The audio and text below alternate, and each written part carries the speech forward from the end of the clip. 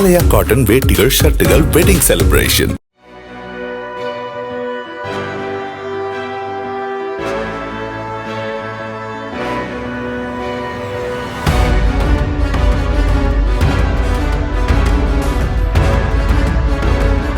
சென்னை பூவிருந்தவல்லியில் மணல் திருட்டு நடைபெறுவதாக கூறி பொதுமக்கள் முற்றுகை போராட்டத்தில் ஈடுபட்டனர்.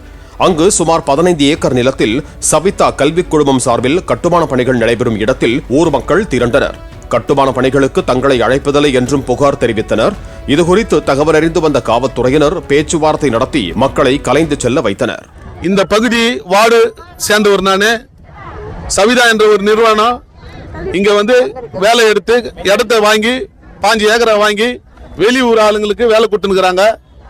அவங்க வந்து அரசியல்வாதியை கைக்கூலியாக வச்சுக்கின்னு எங்களுக்கு வேலை கொடுக்காத அவங்களே வேலை பண்ணின்னுக்கிறாங்க. அப்போ நாங்கள் எப்படி பொழைக்கிறது, எங்கள் மக்கள் எப்படி பொழைக்கிறது, எங்கள் பகுதி மக்கள் என்ன பொழைக்கிறது?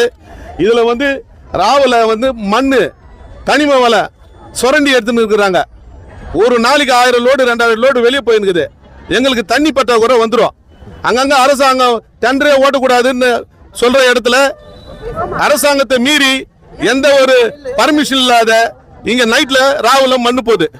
இது வந்து அரசியல்வாதிகளுடைய பின்னணியில இவங்க வேலை செய்யறாங்க. அந்த அரசியல்வாதி எல்லாம் வந்து கார்பரேட் கம்பெனிக்கு விலை போயிட்டு இருக்கிறாங்க.